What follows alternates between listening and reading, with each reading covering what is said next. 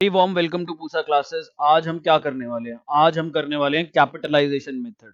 Capitalisation method में हमारे पास दो तरीके की कैपिटलाइजेशन है। किस किस की? एवरेज प्रॉफिट्स की और सुपर प्रॉफिट्स की। तो ये वाली वीडियो आपकी रहने वाली है capitalization of average profits. Next video में आपको करवाऊंगा कैपिटलाइजेशन ऑफ सुपर प्रॉफिट। तो ये आपकी सेकेंड लास्ट वीडियो है इस चैप्टर की। इसके बाद लास्ट वीडियो आएगी। तो कुछ बच्चों को बहुत शांति मिल रही होगी कि सेकेंड लास्ट वीडियो तक पहुंच गए और फाइनली ये चैप्टर भी ओवर होने वाला है। तो इसके अंदर होता क्या, पहले कैपिटलाइजेशन मेथड समझा देता हूं, फिर आपको कुछ क्वेश्चन समझा दूंगा और कुछ क्वेश्चन में जो जो इंपॉर्टेंट पॉइंट है वो बता दूंगा। तो स्टार्ट करते हैं। यहाँ पर कैपिटलाइजेशन मेथड के अंदर सबसे पहले गुडविल का फॉर्मूला लिखो। तो गुडविल का फॉर्मूला क्या है हमारे पास? गुडविल का हमारे पास फॉर्मूला होता है capitalised value minus capital employed. अब कैपिटल एम्प्लॉयड तो सब बच्चों को पता है कि कैपिटल एम्प्लॉयड होती क्या है। कैपिटल एम्प्लॉयड के आप लोग सुपर प्रॉफिट मेथड के अंदर फॉर्मूलाज लिख चुके हो ऑलरेडी।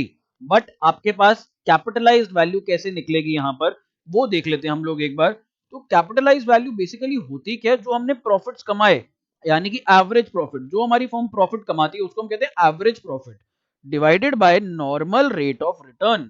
और यहां पर हमारे पास कैपिटल एम्प्लॉयड है, तो इनका डिफरेंस जो होगा वो गुडविल बन जाएगा। सर इनका डिफरेंस गुडविल कैसे बन जाएगा? ये क्या बात हुई कि कैपिटलाइज्ड वैल्यू से आप कैपिटल एम्प्लॉयड माइनस कर दो और वो गुडविल आ जाएगी? समझाओ तो सही।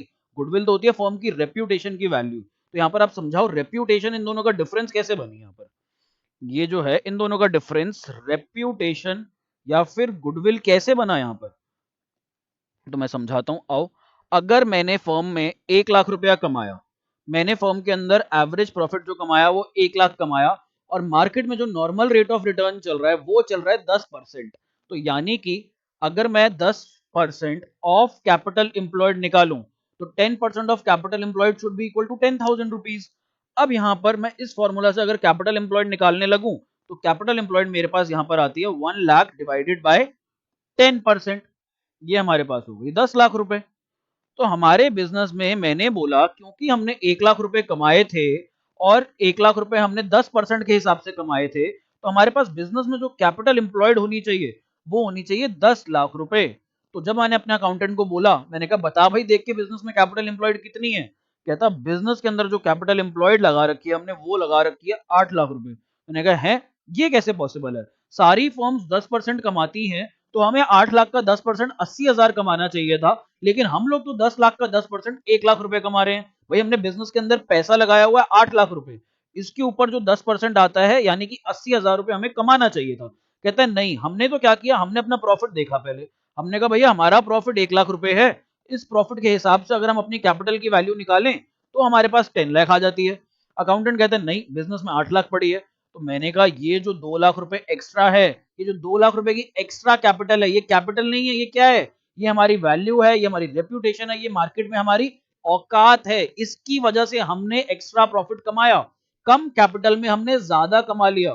तो जितनी कैपिटल हमने कम लगाई और जितनी कैपिटल होनी चाहिए, इन दोनों का डिफरेंस हमारे पास कैपिटल एम्प्लॉयड बन जाता है। तो बेसिकली जब मैं प्रॉफिट्स के बेसिस पर अपनी कैपिटल निकालता हूं, कितना प्रॉफिट कमाया उसके बेसिस पे कैपिटल कितनी होनी चाहिए, तो उसको हम कहते हैं कैपिटलाइज्ड वैल्यू। अगर हम इसके अंदर क्वेश्चन देखेंगे तो क्वेश्चन में बहुत आसानी से समझ में आएगा।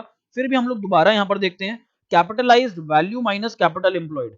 ये वो वाली है जो एक्चुअल में हमारे पास पड़ी है, ये जो एक्चुअल है, असली में जो हमारे पास बिजनेस में लगी हुई है। और ये इतनी होती तो मैं इतना प्रॉफिट कमाता जो मैंने अभी कमाया है। तो ये हमारे पास एक्चुअल वाली तो आपको पता लग गया कैपिटल एम्प्लॉयड, और कैपिटलाइज वैल्यू क्या है? ये होनी चाहिए थी, ये होनी चाहिए थी। तो जो होनी चाहिए थी माइनस कैपिटल एम्प्लॉयड, उतनी मेरी गुडविल है। ना होते हुए भी मैंने उसके ऊपर प्रॉफिट कमा लिया, तो वो क्यों कमाया? गुडविल की वजह से कमाया, अपनी रेप्यूटेशन की वजह से कमाया। सर आपने दो मेथड सिखाया अभी तक, एवरेज प्रॉफिट और फिर आपने सिखाया सुपर प्रॉफिट। उसके बाद अभी आप कैपिटलाइजेशन मेथड सिखा रहे हो, हर चीज में हम गुडविल निकाल रहे हैं। तो क्या गुडविल सारे मेथड्स में सेम आएगी? नहीं, सारे मेथड्स में सेम नहीं आएगी, हर मेथड में अलग अलग आएगी। तो सर फिर फर्म कौन सी गुडविल एक्सेप्ट करती है जब वैल्यूएशन होती है?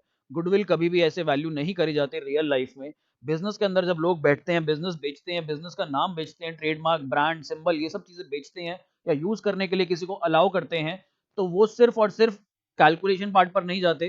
वो ब्रांड की वैल्यू कौन मेंटेन कर रहा है, पार्टनर कौन है, साथ में डायरेक्टर्स कौन है, मेंबर्स कौन है, फर्म की सेल्स कितनी है, काफी सारे अलग अलग फैक्टर्स पर डिपेंड करता है। तो सर हमें ये क्यों पढ़ाया जा रहा है? ये आपको सिर्फ रैंडमली पढ़ाया जा रहा है ताकि कल को अगर कोई फर्म ऐसे करती हो अपनी वैल्यूएशन, तो आप बीइंग एन अकाउंटेंट ये चीज समझ पाओ कि ये है क्या। अब यहाँ पर हम लोग क्या देखेंगे अपने, अब यहाँ पर हम लोग अपने क्वेश्चंस देखेंगे, और जैसे जैसे हम लोग क्वेश्चन देखते जाएंगे वैसे वैसे हमारा कॉन्सेप्ट और क्लियर होता जाएगा। बट प्लीज आप लोग ये फॉर्मूलाज लिख लो जो मैंने आप लोगों के सामने स्क्रीन पर लिखे हैं। और यहाँ पर कैपिटल एम्प्लॉयड का फॉर्मूला, ये जो हमारे पास कैपिटल एम्प्लॉयड है, इसकी एसेट साइड अप्रोच और लाइबिलिटी साइड अप्रोच से फॉर्मूला एक बार दोबारा लिखना, बिना देखे लिखना प्लीज। देखो कितना आता है पीछे वाला, जो पीछे पढ़ करके आए हो अभी तक। सो ये देखो अपने एक क्वेश्चन ये रहा, क्या कहता है, from the following information calculate the value of goodwill of the firm by applying capitalization method. Capitalization method apply करने, सर यहाँ पर इसने नहीं बताया सुपर प्रॉफिट से करें या फिर कैपिटलाइजेशन ऑफ एवरेज प्रॉफिट से करें। तो यहाँ पर हम लोगों को फिर दोनों मेथड से करना पड़ेगा। बट सिंस मैंने आपको अभी तक सिखाया नहीं है, देखो अगर आप बुक में भी देखोगे ये question capitalization of average profit का पार्ट दिया हुआ है, लेकिन अगर ये एग्जाम में आएगा यहाँ पर सिर्फ कैपिटलाइजेशन मेथड बोल रहा है, तो यहाँ पे आपको दोनों मेथड से करना पड़ेगा। बट अभी हम सिर्फ एवरेज प्रॉफिट वाला कॉन्सेप्ट सीख रहे हैं, तो मैं उसी से करके दिखाऊंगा। सुपर प्रॉफिट से भी हो सकता है ये वाला क्वेश्चन। अब यहाँ पर total capital of the firm यानी कि कैपिटल एम्प्लॉयड गिवन है, नॉर्मल रेट ऑफ गिवन है, रेट ऑफ रिटर्न, और साथ में एवरेज प्रॉफिट गिवन है। तो हम लोग अपना फॉर्मूला लगा लेंगे, और हमारा फॉर्मूला क्या है, goodwill is equal to capitalized value, capitalized value minus capital employed.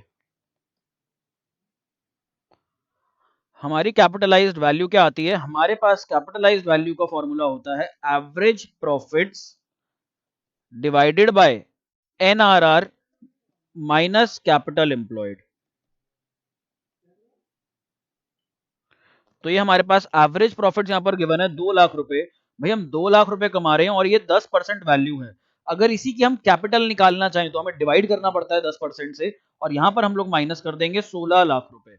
So basically ये आ जाएगा 20 लाख माइनस 16 लाख। ये देखो इधर, ये हमारे पास आ जाएगा 20 lakhs। भाई 2 लाख रुपए कमाने के लिए अगर मार्केट में 10% रेट ऑफ रिटर्न चल रहा है, आपके पास 20 लाख होने चाहिए। बट हमारे पास हैं कितने, हमारे पास तो 16 लाख इन्वेस्टेड है बिजनेस में। तो जो एक्स्ट्रा 4 लाख रुपए कैपिटल आ रही है वो हमारी गुडविल है। So that's your goodwill in this question. I hope आपको ये समझ में आया। अब मैं आपको ना एक और बड़ी इंटरेस्टिंग सी चीज बताता हूँ। यहाँ पर हमारा देखो सुपर प्रॉफिट का क्या फॉर्मूला होता था, थोड़ा सा देखते हैं समझते हैं, इससे आपको और अच्छी नॉलेज मिलेगी। सुपर प्रॉफिट का हमारा फॉर्मूला होता था sir average profit minus normal profits. अब मैंने कहा बेसिकली हम कर क्या रहे हैं कैपिटलाइजेशन मेथड में, जो अभी हम सीख रहे हैं उसके अंदर हम लोग एवरेज प्रॉफिट को क्या कर रहे हैं, डिवाइड कर रहे हैं। किससे डिवाइड कर रहे हैं, एनआरआर से। और हम क्या कर रहे हैं, और हम नॉर्मल प्रॉफिट को किससे डिवाइड कर रहे हैं, हम इसको डिवाइड कर रहे हैं एनआरआर से। सर कैसे कर रहे हैं इन दोनों को, मैंने कहा लो ये देखो, इसको मैं क्या कह सकता हूं, इसको मैं कह सकता हूं capitalised value, capitalized value minus normal profit upon NRR. इससे हमारी क्या निकलती है, इससे हमारी कैपिटल एम्प्लॉयड निकल आती है। तो माइनस कैपिटल एम्प्लॉयड। तो जो हमारा सुपर प्रॉफिट होता है उसी के इंडिविजुअली एवरेज प्रॉफिट और नॉर्मल प्रॉफिट को उठाऊं और कैपिटलाइज कर दूं, तो ये हमारा गुडविल बन जाता है। यहां पर ये देखो सुपर प्रॉफिट किस में कन्वर्ट हो जाता है, गुडविल में कन्वर्ट हो जाता है। तो अभी हम एवरेज प्रॉफिट को कैपिटलाइज कर रहे हैं, फिर हम लोग नॉर्मल प्रॉफिट ले रहे हैं और उसको कैपिटलाइज कर रहे हैं। इन दोनों के डिफरेंस को हम लोग गुडविल कह रहे हैं। This is capitalization of average profit. जब मैं सुपर प्रॉफिट को एनआरआर से डिवाइड कर दूंगा, this will be capitalization of super profit method, जो कि हमारा नेक्स्ट मेथड है। ये आपको नेक्स्ट वीडियो के अंदर तो समझाऊंगा, बट अभी आप इस वीडियो के अंदर रिलेट कर पाओगे। तो आओ हम लोग अपना नेक्स्ट क्वेश्चन देख लेते हैं अब यहाँ पर। तो ये हमारा क्वेश्चन कहता है firm earn average profit of rupees 3 lakh. तो ये 3 लाख रुपए हमारा average profit, normal rate of return 15% दे रखा है। इससे हम क्या निकाल लेंगे, कैपिटलाइज्ड वैल्यू निकाल लेंगे। अब हमें और क्या चाहिए, अब हमें कैपिटल एम्प्लॉयड चाहिए। तो कैपिटल एम्प्लॉयड के लिए एसेट्स दे दिए इसने और लाइबिलिटीज दे दी। तो एसेट्स माइनस लाइबिलिटीज हमारी कैपिटल एम्प्लॉयड हो जाती है। और ये सिंपल सा आसान सा क्वेश्चन कहां पर आया हुआ है, ये सीबीएसई 2019 के एग्जाम में आया हुआ है। तो आ जाओ सॉल्यूशन हम लोग यहाँ पर कर लेते हैं। सबसे पहले मैं निकाल लेता हूँ कैपिटल एम्प्लॉयड। हमारी जो कैपिटल एम्प्लॉयड है that is equal to 17 lakh minus 2 lakh. मैं ना एक बच्चे को ये पढ़ा रहा था टॉपिक, तो वो ऑलरेडी कहीं पहले ट्यूशन पढ़ता था, उसने बहुत एंड में एग्जाम के आसपास मेरे से ट्यूशन लगवाई थी। और वो मेरे से ये टॉपिक पढ़ रहा था, तो कहता सर ऐसे गुडविल निकलती है, हमें तो सिर्फ इस चैप्टर के अंदर फॉर्मूला शीट दे दी जाती थी और बोला जाता था ये फॉर्मूलाज याद कर लो, क्वेश्चन के अंदर से वैल्यू उठाओ और फॉर्मूला में डालो। हमें तो अब जाकर के समझ आ रहा है कि कैपिटलाइज्ड वैल्यू अब होती क्या है, इसमें से कैपिटल एम्प्लॉयड माइनस करते हैं, जो बीच का डिफरेंस आता है वो कैसे गुडविल माना जाता है, तो उसे अब जाकर के ये समझ में आया था। तो आप लोग प्लीज अगर मैं चाहूं तो फॉर्मूला शीट दे सकता हूं, जो कि मैं दे दूंगा आप लोगों को साथ में, इसमें यहाँ पे पीडीएफ अटैच हो जाएगी, बट प्लीज ये समझ लेना, कॉन्सेप्ट समझने वाला है। और अपने आसपास कम से कम अपने 10 दोस्तों से पूछना कि भाई ये capitalised value minus capital employed goodwill कैसे होती है, जरा मेरे को समझा, और आपको डिफरेंस पता लग जाएगा आपकी नॉलेज में और अपने फ्रेंड की नॉलेज में जो कि मुझसे नहीं पढ़ा हुआ। तो लेट्स सी यहाँ पर ये हमारे पास कैपिटल एम्प्लॉयड आ गई 15 लाख रुपीज। देन हम लोगों को यहाँ पर गुडविल निकालनी है, और गुडविल हम सीधी सीधी निकाल सकते हैं। और यहाँ पर हम लोग पहले फॉर्मूला लिखेंगे, capitalised value less capital employed. तो कैपिटलाइज्ड वैल्यू के लिए हम लोग 3 लाख को डिवाइड कर देंगे 15% से, और इसमें से हम लोग कितना माइनस कर देंगे, इसमें से हम लोग 15 लाख रुपए माइनस कर देंगे। 3 लाख मेरी 15% वैल्यू है, तो मेरी 100% कितनी हो जाएगी, डिवाइड करूंगा तो 20 लाख। तो यहाँ पर जो हमारी गुडविल आएगी दैट विल बी, ये देखो ये रहा, this will B 20 lakhs minus 15 lakhs and this is rupees 5 lakh. ये हमारी गुडविल आ गई as per capitalisation of average profit. बहुत ही आसान सिंपल क्वेश्चन, अब कोई भी कॉम्प्लिकेटेड क्वेश्चन नहीं आने वाला। तो आज एक और नेक्स्ट क्वेश्चन देखते हैं, आप लोगों को तो सिंपल लगेगा जिसको भी कॉन्सेप्ट समझ में आ गया। ये रहा हमारा question, a business has earned average profit of 1 lakh. Okay, हमें तो पता है एवरेज प्रॉफिट होता क्या है। फिर find out the value of goodwill by capitalization method. Again यहाँ पर देखो कैपिटलाइजेशन मेथड बोल रहा है, कैपिटलाइजेशन मेथड में हमें दोनों से निकालना होता है। जस्ट बिकॉज अभी वो वाला आपने कॉन्सेप्ट नहीं करा कैपिटलाइजेशन ऑफ सुपर प्रॉफिट, इसीलिए मैं यहाँ पर कैपिटलाइजेशन ऑफ एवरेज प्रॉफिट से करवा रहा हूँ। एग्जाम में यदि ये क्वेश्चन आता है आपको दोनों मेथड से कर आना है, प्लीज ध्यान रखना। Given that assets of the business are, assets दी हुई हैं और एक्सटर्नल लायबिलिटीज दी हुई है, नॉर्मल रेट ऑफ रिटर्न दियो। एग्जैक्टली सिमिलर क्वेश्चन जो हमने पहले करा, ये वाले क्वेश्चन में और जो अब वाले क्वेश्चन में सिर्फ और सिर्फ न्यूमेरिकल वैल्यूज का फर्क है और कुछ नहीं है। क्यों दिखा रहा हूं ये क्वेश्चन सिर्फ इसलिए दिखा रहा हूं क्योंकि एनसीईआरटी का क्वेश्चन है। क्या ये मेरे को क्वेश्चन कराना चाहिए? नहीं सर, आपको नहीं कराना चाहिए। करवाना भी है तो आप शॉर्ट में फटाफट से करवा दो। तो शॉर्ट में फटाफट से करवाने के लिए goodwill is equal to capitalize value निकालूंगा 1 लाख डिवाइडेड बाय 10%, माइनस इसमें से कैपिटल एम्प्लॉयड करनी है, और जो हमारी कैपिटल एम्प्लॉयड है यहाँ पर assets minus liabilities, 10 lakh minus 1 80, तो ये हमारे पास आ जाएगा 10 लाख रुपीज। और इधर ये हमारे पास माइनस करके आ जाएगा 8,20,000 रुपए। तो हमारी गुडविल यहाँ पर आ जाएगी 1,80,000 रुपए। This will be our goodwill over here in this question. तो ये हमारे पास next question, from the following particulars calculate value of goodwill of a firm by capitalisation of average profit method. तो यहाँ पर इसने ऑलरेडी अब देखो बोल दिया, अभी तक सिर्फ कैपिटलाइजेशन मेथड बोल रहा था, यहाँ पर बोल रहा है कैपिटलाइजेशन ऑफ एवरेज प्रॉफिट। तो यहाँ पर हम लोग सिर्फ एवरेज प्रॉफिट मेथड यूज करेंगे। Profit for the last 5 consecutive years, पिछले 5 सालों के प्रॉफिट्स दिए हैं, इससे आप लोग अपना एवरेज प्रॉफिट निकाल सकते हो। कैपिटलाइजेशन रेट दे रखा है, नेट एसेट्स दे रखा है। नेट एसेट्स को हम लोग कैपिटल एम्प्लॉयड भी कहते हैं। नेट एसेट्स का क्या मतलब होता है, मेरे नेट में एसेट्स कितने हैं, जो मेरे एक्चुअल में एसेट्स हैं उसमें से अपनी लायबिलिटीज माइनस कर दूंगा, that will be my net assets. तो बहुत आसान है यार, करवाने की भी जरूरत नहीं मेरे ख्याल से, 5 सालों के प्रॉफिट को जोड़ो, एवरेज प्रॉफिट आ जाएगा, एवरेज प्रॉफिट से कैपिटलाइजेशन निकालो, कैपिटलाइजेशन में से कैपिटल एम्प्लॉयड जो गिवन है वो माइनस कर दो। करवा देता हूँ फटाफट से, बट मन नहीं है मेरा करवाने का, बेमन के करवा रहा हूँ ये क्वेश्चन। तो एवरेज प्रॉफिट यहाँ पर हमारे पास, जिन बच्चों को ये आता है प्लीज करते रहो, खुद खुद मेरे को पॉज करो, स्किप करो और अगले क्वेश्चन की तरफ बढ़ जाओ। प्लस 59,000, इस सबको डिवाइड बाय 5 करना है, तो डिवाइड बाय 5 करते हैं। 54,000 प्लस 42,000 प्लस 39,000 प्लस 67,000 प्लस 59,000, इसको मैं डिवाइड बाय 5 करूंगा तो ये आ जाएगा 52,200 रुपीज। अब इसी का मेरे को कैपिटलाइजेशन करना है, तो यहाँ पर मैं सीधा सीधा गुडविल निकाल देता हूँ। Capitalised value less capital employed, तो 52,200 डिवाइडेड बाय एनआरआर, एनआरआर था यहाँ पर क्वेश्चन में 20%, माइनस नेट एसेट्स हमारे पास कितने दे रखे हैं, 2 लाख रुपए दे रखे हैं।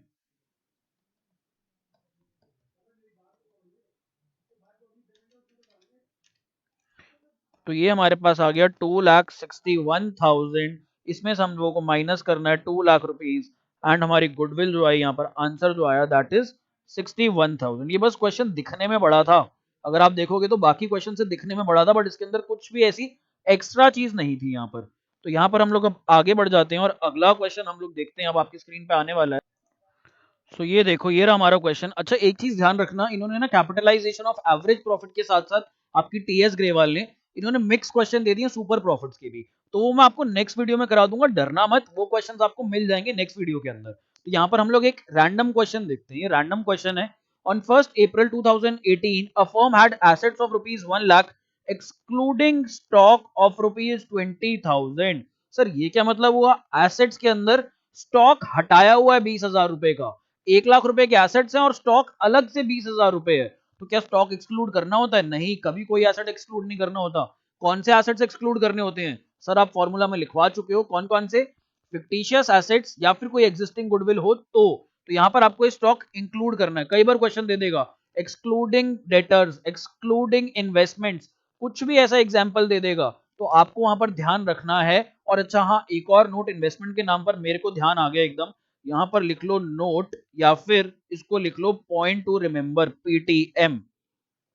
If investments are given in the question, if investments are given in the question, we assume it to be we assume it to be non trade investment. अगर question में कोई भी इन्वेस्टमेंट दी और मेंशन नहीं किया हुआ ये ट्रेड इन्वेस्टमेंट है या नॉन ट्रेड इन्वेस्टमेंट है, तो हम उसको क्या अज्यूम करके चलते हैं, हम इसको अज्यूम करके चलते हैं कि ये हमारे पास नॉन ट्रेड इन्वेस्टमेंट्स हैं। और जो हमारी नॉन ट्रेड इन्वेस्टमेंट्स होती हैं वो हमें निकालनी पड़ती हैं कैपिटल एम्प्लॉयड बनाने के लिए। तो यहां पर आप लोग इसको हमेशा नॉन ट्रेड इन्वेस्टमेंट मान करके चलना। अब ये नोट आपका कहां पर लगेगा, ये आपको सुपर प्रॉफिट में भी लग जाएगा, एवरेज प्रॉफिट में भी लग जाएगा, कहीं पर भी अगर आपको इन्वेस्टमेंट्स दिखती हैं, जब तक मेंशन ना हो कि ये ट्रेड इन्वेस्टमेंट है, बिजनेस से रिलेटेड इन्वेस्टमेंट है, आप क्या असम्पशन लेकर के चलोगे, ये हमारी नॉन ट्रेड इन्वेस्टमेंट है। तो यहां पर हमारे पास ये जो एसेट्स दे रखे हैं एक्सक्लूडिंग स्टॉक ऑफ 20,000 रुपए, हमें स्टॉक एक्सक्लूड नहीं करना होता, हमें डेटर्स एक्सक्लूड कुछ नहीं करने होते, हमें हमेशा इंक्लूसिव चाहिए होता है। अगर यहीं पर ये बोलता इंक्लूडिंग इंक्लूडिंग, तो हम 1 लाख के ही एसेट्स ले लेते, भाई 1 लाख के अंदर इंक्लूडेड है हमारे पास ये जो स्टॉक है, बट यहां पर बोल रहा है एक्सक्लूडेड है, तो हमें वापस लेना पड़ेगा। प्लीज इस चीज का ध्यान रखना, कई बार क्वेश्चन इंक्लूडिंग बोलेगा, इंक्लूडिंग बोल रहा है तो आपको कुछ नहीं करना, अगर आपको ये एक्सक्लूडिंग बोल रहा है तो एक्सक्लूडिंग के केस में आपको इसके अंदर इंक्लूड करना पड़ेगा। करंट लायबिलिटीज दे दी 10,000 रुपीज की and the balance constituted the partners capital accounts. कह रहा है जो बाकी का बैलेंस है पार्टनर्स कैपिटल अकाउंट्स है, यानी कि कहां पर हमारे पास देखो दो साइड्स होती हैं, हमारे पास एक हमारी एसेट साइड होती है, दूसरी हमारे पास हमारी लायबिलिटीज वाली साइड होती है। तो यहां पर हम लोगों के पास एसेट्स में तो एसेट्स दे रखे हैं, साथ में इसने क्या दे रखा है, अलग से स्टॉक दे रखा है। तो एसेट्स के अंदर 1 लाख गिवन है हमें, स्टॉक के अंदर हमें 20,000 गिवन है, यहां पर हमें आउटसाइड लायबिलिटीज गिवन है, और आउटसाइड लायबिलिटीज हमारे पास कितनी है, 10,000 रुपए की है। कहता जो बैलेंस है अब लायबिलिटी साइड पे वो क्या है, वो पार्टनर्स की कैपिटल है, तो यानी कि बैलेंस विल बी यहां पर पार्टनर्स कैपिटल। और बैलेंस कितना आएगा, तो बैलेंस हमें वैसे तो निकालने की जरूरत नहीं है, फिर भी हम निकाल सकते हैं। टोटल एसेट्स हमेशा किसके बराबर होते हैं, ये बराबर होते हैं टोटल लायबिलिटीज के, और लायबिलिटीज में हमारे पास 1,20,000 में से ऑलरेडी 10,000 रुपए की करंट लायबिलिटीज या आउटसाइड लायबिलिटीज है, तो बैलेंसिंग फिगर जो यहाँ पर आ जाएगा वो आ जाएगा 1,10,000 रुपए। ये बैलेंस शीट बनानी नहीं है, सिर्फ आपको समझाने के लिए बनाई है। If the normal rate of return is 8%, the goodwill of the firm is valued of rupees 60,000 at 4 years purchase of super profit, find the actual profits of the firm। तो यहां पर हमें सुपर प्रॉफिट दे रखा है और goodwill की valuation भी दे रखी है 4 years purchase of super profit से, कहता है एक्चुअल प्रॉफिट निकालो फर्म के। तो हमारे पास जो भी हमारे शस्त्र हैं उनको हम यहां पर स्क्रीन पर लिख लेंगे और उनकी मदद से हम लोग एक ब्रह्मास्त्र पैदा करेंगे जो कि हमारा आंसर होगा विच इज एवरेज प्रॉफिट। तो यहां पर हम लोगों को गुडविल गिवन है, और गुडविल कितना होता है हमारे पास, that is equal to super profits multiplied by number of years purchase, और नंबर ऑफ ईयर्स परचेज है हमारे पास यहाँ पर 4 ईयर्स। ये देखो यहाँ पर आपको गिवन है 4 ईयर्स, तो 4 और गुडविल दे रखी है हमें 60,000 रुपीज की, तो 60,000 is equal to super profits multiplied by 4, और हमारे जो सुपर प्रॉफिट्स आ जाएंगे that will be equal to 15,000। 60,000 को अगर मैं 4 से डिवाइड करता हूं, so this comes out to 15,000 rupees. और हमें क्या गिवन है क्वेश्चन में, हमें एसेट्स और लाइबिलिटीज गिवन है, इससे हम लोग क्या निकाल लेंगे, इससे हम लोग अपनी कैपिटल एम्प्लॉयड निकाल सकते हैं। एसेट्स कितने हैं हमारे पास, एसेट्स हमें पूरे लेने हैं 1,20,000 के, 1 लाख के एसेट्स प्लस इसके अंदर हम लोग स्टॉक कर देंगे, इसमें से हम लोगों को करंट लाइबिलिटीज माइनस करनी है, और हमारी यहाँ पर क्या आ गई, हमारी यहाँ पर कैपिटल एम्प्लॉयड भी आ गई 1,10,000 रुपए निकल के। और हमारे पास क्या है यहाँ पर, अब सर हमारे पास कैपिटल एम्प्लॉयड गिवन है और हमारे पास एनआरआर है, तो इससे हम लोग क्या निकाल सकते हैं, इससे हम लोग नॉर्मल प्रॉफिट्स निकाल सकते हैं। तो नॉर्मल प्रॉफिट्स निकाल लो, 1,10,000 मल्टीप्लाइड बाय 8% हमारा एनआरआर है, तो हमारे जो नॉर्मल प्रॉफिट्स आ जाएंगे दैट विल बी 8,800। तो जो नॉर्मल प्रॉफिट्स हैं this is equal to 8,800 rupees.